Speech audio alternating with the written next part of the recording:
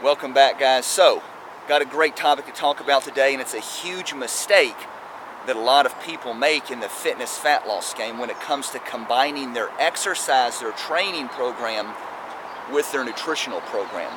Let me slip off my glasses so y'all can see me better. It's very bright out here, but we're going to roll anyway. You never, ever want to design or implement your training program, your exercise program first, and then bring in your diet nutrition program to fit in later. You always want to do the opposite. Let me explain. The reason you always want to have your nutrition or diet program designed first. Think of it this way. Think of your nutrition program as this little invisible rectangle I'm drawing here with my fingers, okay? And think of the edge of the rectangle here as the boundaries of your nutritional program. You always want your training program to fit within the boundaries of your eating program, of your nutrition program, of your diet program. And most people do the opposite. They go bonkers in the gym, spinning class, cycling class, they go run 5 miles in a running group. They do a CrossFit class, a boot camp class. They hit the weights, walking lunges, treadmill, etc., etc. And then they just, grab a Quest bar, grab a whey shake, grab a protein bar, grab little snack packets of food during the day, and might have some tuna, veggies, chicken, rice at night. That's not effective, and that can lead to disaster. And I'm going to explain why. So back to my little invisible triangle here that represents the boundaries of your nutrition program.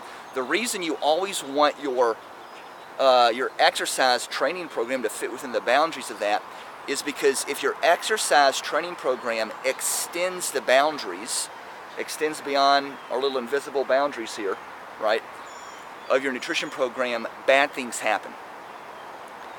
Let me explain what I mean by extend the boundaries.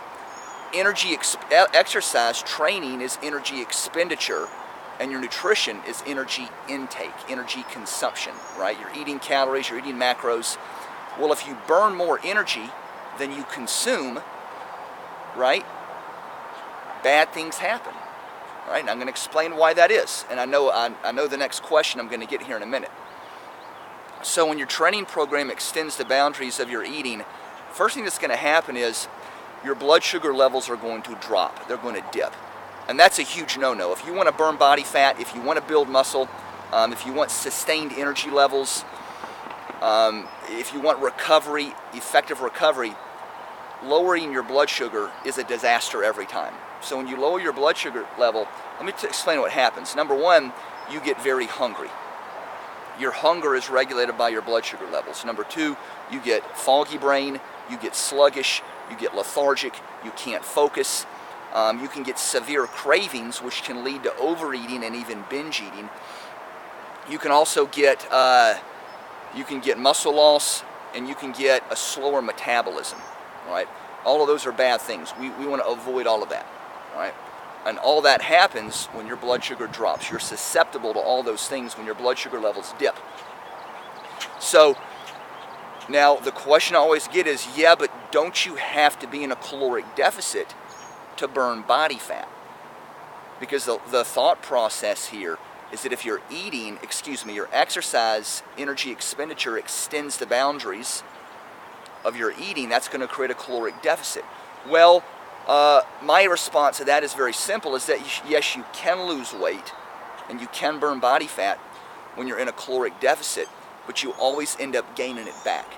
If you want to burn body fat and keep it off, that's the key, keeping it off, then the most important thing you got to focus on is boosting your metabolism, increase metabolic rate.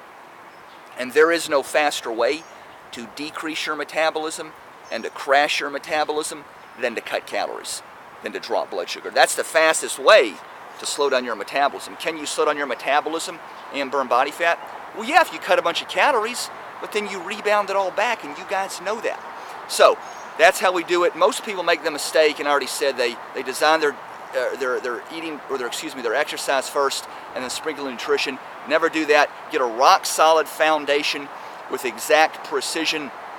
Food you're eating every meal of every day. You want to be eating 4 to 6 meals a day, 7 days a week, and you should always know exactly in advance not afterwards, but in advance, before you start that week of eating, you should know for every meal, every day, the type of food you're eating, and you should know the amount of food you're eating, every meal of every day. 6 ounces, 3 ounces, quarter cup, half cup, 1 cup, whatever the amount is, whatever the portion size is. And when you know that, okay, you've got a baseline to work from. And then you sprinkle in a little bit of exercise to boost that metabolism, and it will synergistically work together with your customized eating program. Guys, for more information, go ahead and click the link below. Get to my website, grab more information there. And remember, no matter what happened the last meal, you can always eat the next meal like it's the most important meal of your life. WetWolfTraining.com, Wet Wolf Nutrition. Signing out. Have a great one, guys. We're out of here.